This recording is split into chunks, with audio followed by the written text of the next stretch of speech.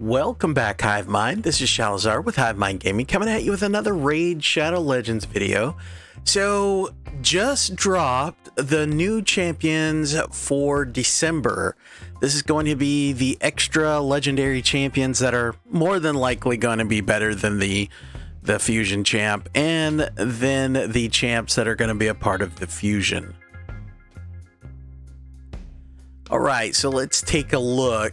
So, other than scrolling down and checking out their art, I haven't read anything about these guys, so we're doing this together. All right, so our first legendary is Glicia Soulguide, a legendary force defense champ from the Sacred Order. Ooh, wonder if she's going to be another angel like Astralon. Kind of lends itself to that. But let's see. Her A1 attacks one enemy, has a 30% chance of placing a freeze debuff for one turn. Also applies a debuff spread effect, taking one random debuff from the target and placing it on all enemies under freeze debuffs. Interesting. Okay. I mean, that would be really cool in Hydra if it wasn't for the freeze debuff thing, because you can't freeze your Hydras. Oh well. Alright, her A2 attacks all enemies, places a 25% weaken debuff for 2 turns, also steals one random buff from the enemy under freeze debuff, and it's under a 3-turn cooldown. Okay, so it steals it, so that means she gets it.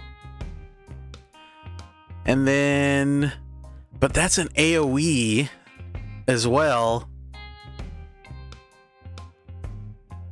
So I guess if everybody's only has one, like if everyone has increased speed, it's only going to steal one. That'd be interesting. All right, her A3 places a block debuffs buff on all allies for 2 turns. Also has a 60% chance of placing a freeze debuff on all enemies for 1 turn. Fills this champion's turn meter by 15% for each freeze debuff placed by this skill. It's on a 5-turn cooldown that books down to a 4. And her books, she's only got 10 books. That's not bad, book-wise. And that 60% goes up to an 80% chance. So it's not even a 100% chance of placing the freeze debuff. Okay, so that's kind of lame. This is 30%. The book's up to 50% chance. I don't know. Let's see what her passive does. This champion's skills cannot be put on cooldown. Oh, that's pretty cool. Whenever an enemy tries to put either this champion's skills or an ally skills on cooldown, place a freeze debuff on that enemy. Also has a 50% chance of denying the cooldown increase effect. That is a really cool ability. I mean, don't run into a lot of champs that deal with cooldown effects in the arena that I know of in the current meta, but that's still a cool effect. Very situational, but cool effect. The freeze debuff cannot be blocked or resisted. Will not deny cooldown increase effects from bosses. Okay, that's awesome that the freeze cannot be resisted if they try to do a cooldown effect on. That's pretty cool. I mean, she's interesting. She's an interesting champ. That's a kind of a cool mechanic. Okay. All right. Increases all resist in all battles by 60%. All right. And then we, of course, have our fusion champ, Tatura Rhyme-Hide. I'm sure everybody's already seen all of his stuff, so we'll just move on. And then we've got, this dude looks kind of cool.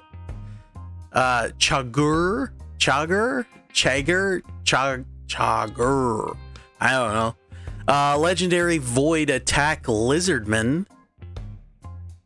A1 attacks one enemy, has a 50% chance of placing a sleep debuff for one turn. That books up to a 75% chance. And then A2 attacks all enemies 2 times. The first hit has a 75% chance that books up to a 100% chance of placing a 5% poison debuff for 4 turns. Wow, for 4 turns. The second hit has a 75% chance of placing a 60% decreased defense debuff for 3 turns. And that's on a 4-turn cooldown that books down to a 3. That's pretty good. 3 turns, 60% decreased defense, and a 4-turn poison is pretty solid. And then the A3 attacks one enemy, then attacks one at random. If the target is under poison debuff, will ignore shield, block damage, and unkillable buffs. Grants an extra turn if this attack kills an enemy. Also resets the cooldown of the Venom Storm skill if this attack kills 2 enemies. That's interesting. So it grants an extra turn if it kills an enemy, but it resets his A2 if it kills both of the targets. And the A2's on a 4-turn cooldown that books down to a 3. Yeah, that's I mean, how often are you going to kill 2 targets, I guess? I don't know. Interesting. Okay, we'll see. The passive is instantly attacks enemies with the default skill whenever they receive damage from poison debuffs placed by this champion. When hitting enemies under poison debuffs, heals this champion by 10% of the damage inflicted. That is a badass passive. That passive, though, I was kind of on this champion until that passive. That passive is good. It is some good stuff. His A2 is really good, and the passive is really good. Other than that, whatever. But the A2 and passive are phenomenal. And then the aura is ally attack in all battles by 33%. Wow. So yeah, I don't know if she's going to be as good as him, but I think this one is definitely better than the fusion. All right, so this is going to be a classic fusion. So we're going to have 4 new epics and 4 new rares. So our first epic is Yumtagi, an epic magic attack Shadowkin. The A1 is attacks one enemy 2 times, has an additional 20% chance of inflicting a critical hit if this champion is under a Veil or Perfect Veil buff. And then the A2 attacks one enemy 2 times. Each hit will ignore 20% of the target's defense. Has an additional 20% chance of inflicting a critical hit if this champion is under a Veil or Perfect Veil buff. It's on a 4-turn cooldown that books down to a 3. I'm not sure that. I mean, that's the anytime you can ignore defense is fantastic. Fade into Nothing. The A3 places a Perfect Veil buff and a 30% increased speed buff on this champion for 2 turns. This then fills this champion's turn meter by 40%. Wow, it's on a 5-turn cooldown that books down to a 3. That's actually really good. Very selfish, as in it only affects her, but it's still really good. And then her passive, whenever this champion is attacked, completely blocks one hit, decreasing the incoming damage to 0, then counterattacks with the default skill. Wow. When attacked by a boss, decreases the incoming damage by 50% instead before counterattacking. It's on a 4-turn cooldown that books down to a 2-turn cooldown. Wow. Wow, that's really good. All right, and the aura increases ally crit rate in all battles by 15%. Wow, I'm gonna enjoy seeing what some of these guys do with this young lady in Clan Boss and Arena, cause that is a ghost second aura if I've ever seen one. That is really good. That's pretty cool. She's gonna be interesting to play with. All right, next we've got Masamoto, an epic spirit defense shadowkin. A1 attacks one enemy 2 times, has a 10% chance of stealing one random buff, and that 10% chance goes up to 30% chance. The A2 attacks all enemies, has a 50% chance of placing a 50% decrease attack debuff for 4 turns, and that 50% books up to 75% chance and books down to a 3-turn cooldown. And then the A3 places a 60% increased defense buff on all allies for 2 turns, also fills the turn meter of all allies by 15%. It's on a 6-turn cooldown that books down to a 4-turn cooldown. Wow, a turn meter booster. Nice. Very nice. Okay. All right. So he's pretty solid. I think that's going to be a target for my free to play account for sure. All right, and then Visionary is an epic spirit support dark elf.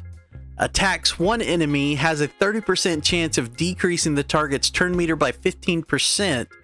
This chance increases to 100% if the target is under a decreased crit rate debuff or a decreased crit damage debuff.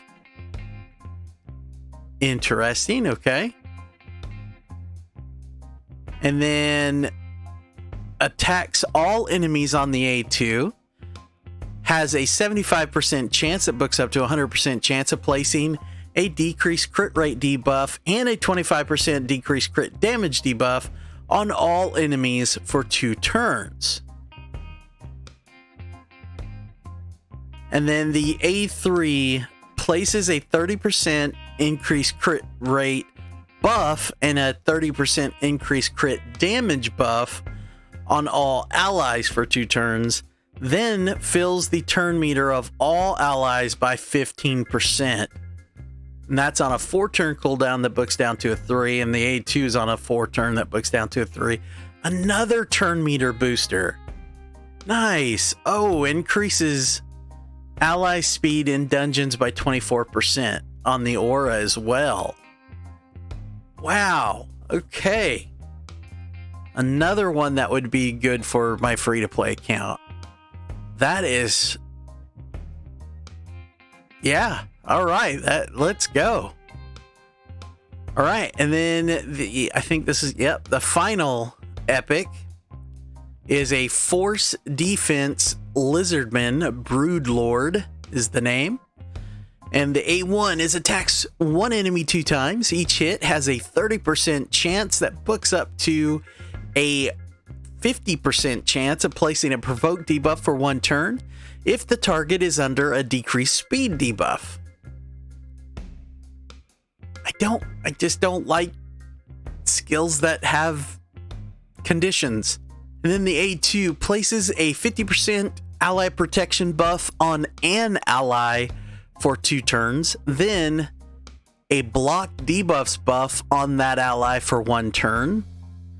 Also places a shield buff on this champion for 2 turns equal to 20% of this champion's max HP. It's on a 5-turn cooldown that books down to a 3. And then the A3 is attacks all enemies, has a 40% chance that books up to a 50% chance of placing a stun debuff for 1 turn. The chance increases to 75% against enemies under decreased speed debuff for 4 turns on a 4-turn cooldown, and then that books down to a 3-turn cooldown. And then the passive, whenever this champion is attacked or whenever allies under ally protection buffs are attacked, has a 30% chance of placing a 30% decreased speed debuff on the attacker for 2 turns. And that 30% chance books up to a 45% chance. I don't know. The art looks cool, but the fact that it's only a single target ally protect is kind of lame, to be perfectly honest. Increases ally defense in all battles by 25% for the aura. Yeah. I just don't care. That guy just doesn't do it for me at all. It's too situational, and I don't know. All right, so now we get to our first rare, Itinerant, I think is how you pronounce that. Rare Force Attack Shadowkin. A1 attacks 1 enemy, has a 30% chance of placing a leech debuff for 2 turns. The chance increases to 50% if this attack is critical. His A2 attacks all enemies, has a 50% chance that books up to a 75% chance of placing a 15% decreased speed debuff for 2 turns. Also places a 15% increased speed buff on this champion for 2 turns if the attack is critical. And that's on a 4-turn cooldown that books down to a 3. And then his A3 attacks 1 enemy, decreases the enemy's max HP by 30% of the damage inflicted. Whoa. If this attack is critical, it's on a 5-turn cooldown that books down to a 4. Decreases the enemy's max HP by 30% of the damage inflicted. Wow. Huh. Interesting. That's going to be an interesting skill. That's going to be really good for beginning accounts and the beginning to mid game accounts when it comes to things like Fire Knight or Spider or several of the Doom Tower bosses that can be affected by turn meter manipulation. Yeah, that's pretty good for a rare. Nice. All right, next we've got the Castigator. All right, rare magic HP champ for the Sacred Order. His A1 attacks 1 enemy, has a 25% chance of placing a provoke debuff for 1 turn. That 25% chance goes up to, looks like a 40% chance. All right, his A2 heals the ally with the lowest HP by 20% of this champion's max HP. Okay.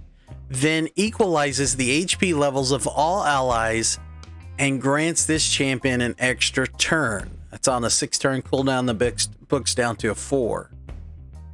Wow, okay, so that's fairly similar to Shanesha's.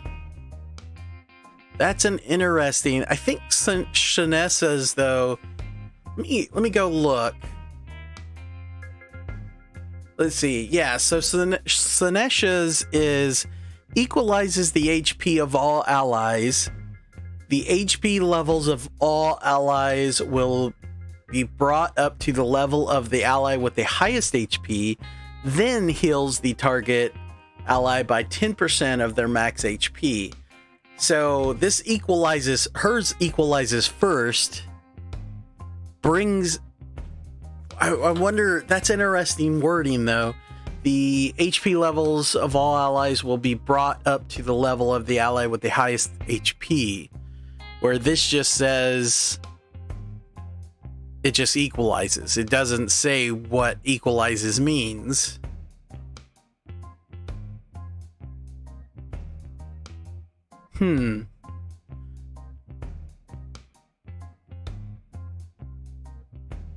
Interesting. I'm not sure how that's going to work.